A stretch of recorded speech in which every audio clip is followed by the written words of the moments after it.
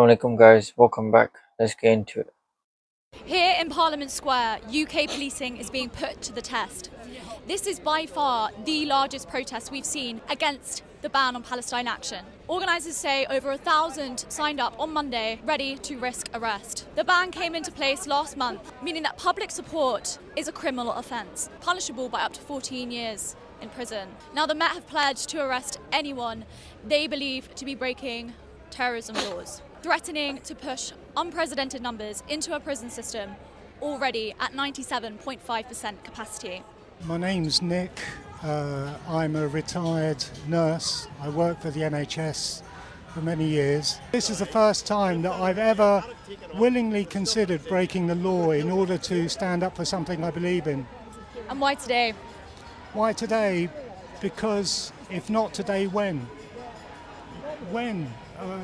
We have to say in mass, in bulk, hundreds of us, thousands of us, enough is enough. Stop the genocide, stop the massacre.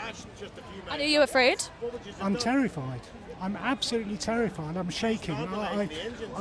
I'll be honest with you, I nearly cried earlier. The thought of doing something like this is just awful.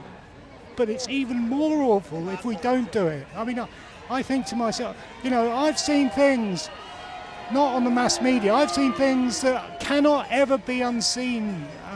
And if we don't protest about it, we're culpable. I think that the government's prescription of Palestine Action as a terrorist organisation is unjust and immoral. I think they haven't caused any terror to anyone. They're non-violent people. They've caused damage to property, but that's not what terrorism is. And to prescribe it as a terror organisation is wrong, and I'm here to protest that. And as a young person, you've got a bright future ahead of you, I'm sure. Do you not fear for your own safety? I think that doesn't come into it too much. I mean, I'm here because I think the government is doing is wrong, and I think we need to stand up to it before, they're infringing on our rights by coming here and arresting all these people in front of us, and we need to be here to make sure that this can change. Will you keep coming out, even if you are arrested today?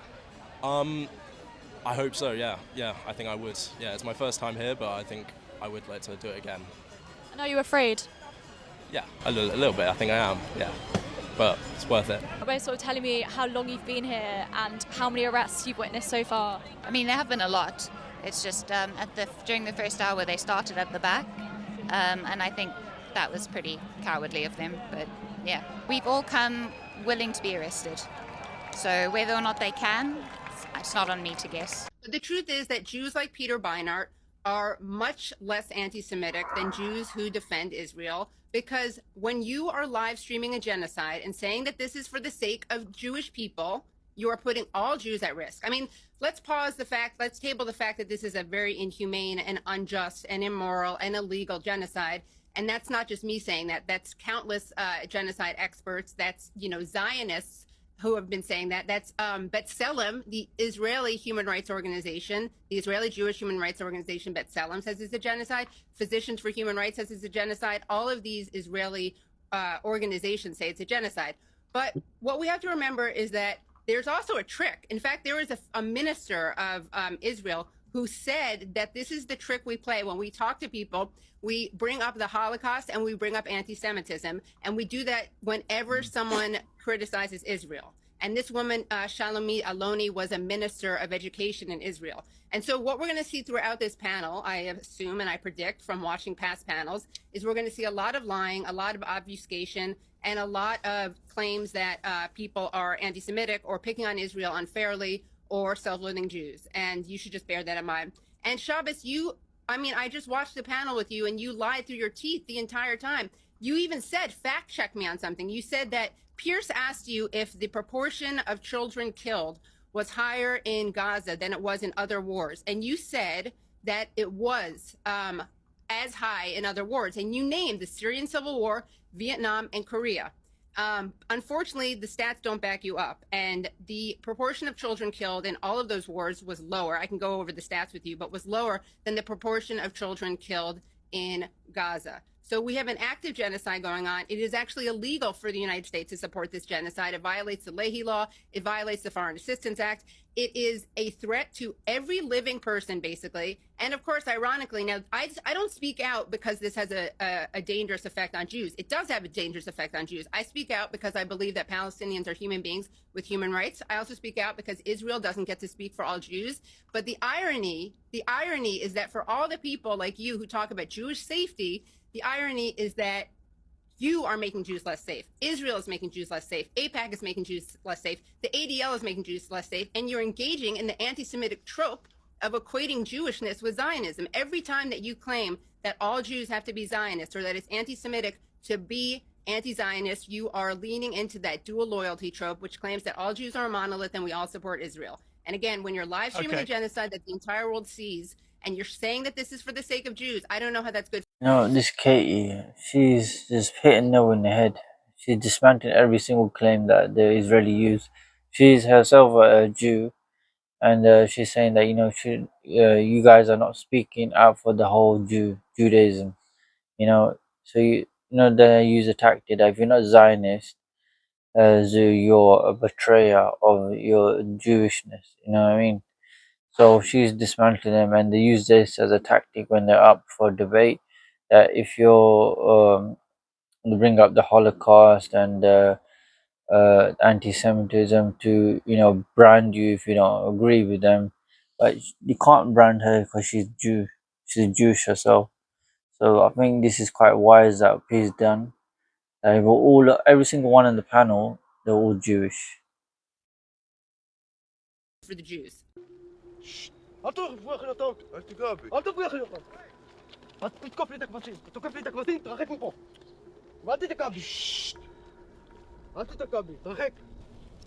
كل الشوب كل شوي كل الجنود معنا ها؟ كل الجنود والشرطة جنود معاكو؟ شرطة؟ شرطة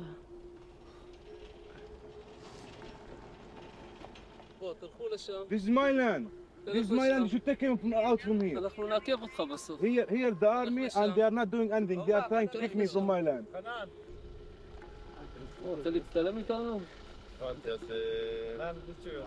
Where are you from? I'm from Tuan here. This is my own land. It's the Bedouin. What is this? What? It's Bedouin. You're Bedouin. You don't know that? Egypt. You don't know? You are Saudi Arabia. You are No, Jordan. My grandparents. Yeah. My grandparents. They are Your grandparents. 48. They Palestinian. From the Beersheba, yeah. So you're Bedouin from you Beersheba. from there. So your place is Beersheba. Your place Yes, is and this is Beersheba. the land that my grandparents are living in after you evict them from there. And why you evict them from there? You have no answer. No answer. There's no. הנתון, זה ברור, שטח צבאי סגור, אני מבקש ללכת, אני מתחיל לספור. תן להם 5 דקות שילכו. יש לכם 5 דקות, הייתם פה. אתם רוצים לקרוא? زي كل مرة إعلان منطقة عسكرية مغلقة وهسه لازم نطلع من الأرض وزي ما شايفين هاي المستوى الموجود. This is what the settlers have to go for every day. The Palestinian people, what they're doing every day. Not the settlers, sorry. The Palestinian people that have to deal with these people every day. And the settlers are civilians, Israeli civilians, that they have some sort of right to claim to the land, and they're getting backed up by the police and the army. So Palestinian people that are lost, they have to leave the land, leave the house. Sometimes you see them in their house getting dismantled right in front of them. They bring in this large crane, and literally you see the Palestinians outside the house and just looking at it being demolished. Who's a terrorist really? موجود وإحنا بنطلع من الأرض.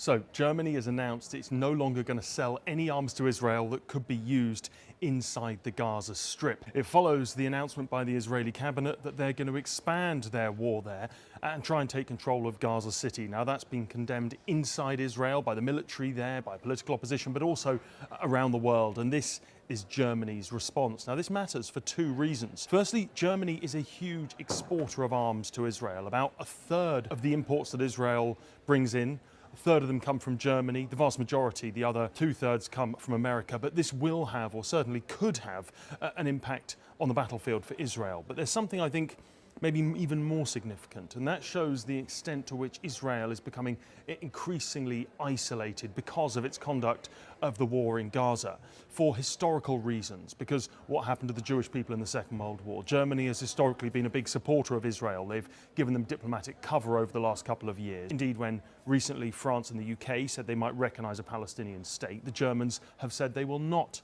do that, and they've really quite often been a strong supporter. So I think this shows, this development, the fact they're no longer going to send them some weapons. Germany is not selling arms now or giving arms to Israel 2 years in and deciding now.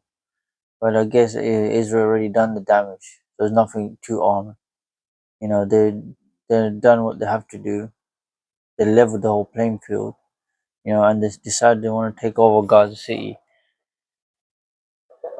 You know, what can you say? We already knew they're gonna do this. You know, I don't.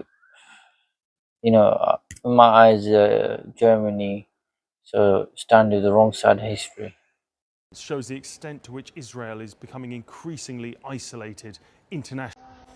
Parliament Square was a sea of placards today as protesters demonstrated their support for Palestine action. This was the response.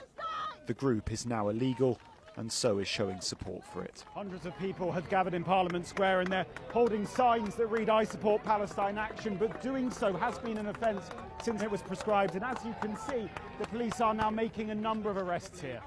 I was arrested for holding up a banner that these people are holding up: "I oppose genocide, I support Palestine action." I have been charged under the Terrorism Act, Section 13.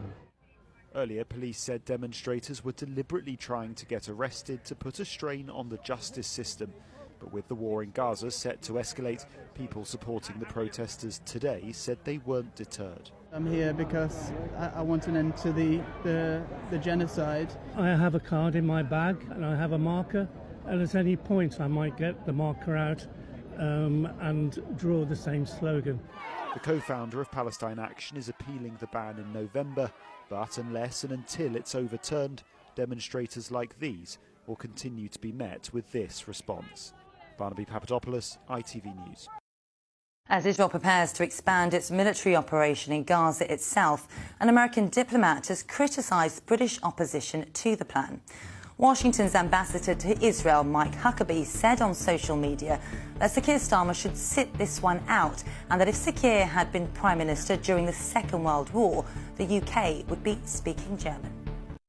You know, it's how funny that, you know, US is telling Starmer, is telling him what to do, you know. And don't get yourself involved in this situation. Just, you know you can't handle the pressure. Sit yourself down. Sit your ass down. You know. But to be honest, I don't think Starmer's doing enough. You know, recognize Palestine state. Well, you need to stop the bombing. Tell Israel to get the hell out. You know. But I don't know, man. Starmer's another case. So he's a Jewish guy himself, Jewish background. He has sympathy for the Jewish cause, the Zionist cause. So they're both in the same team. And, you know, Starmer's get under pressure by the public. I mean, that's why the US says, you know, sit this one out, don't get involved. But, you know, when the people are looking, the Palestinian protests, they're getting arrested up to 14 years just to stand up for Palestine. They don't know what's the definition of terrorism. You know. Anyway, guys, I'm going to end it there. If you're new to the channel, please like, share, and subscribe. Assalamu alaikum.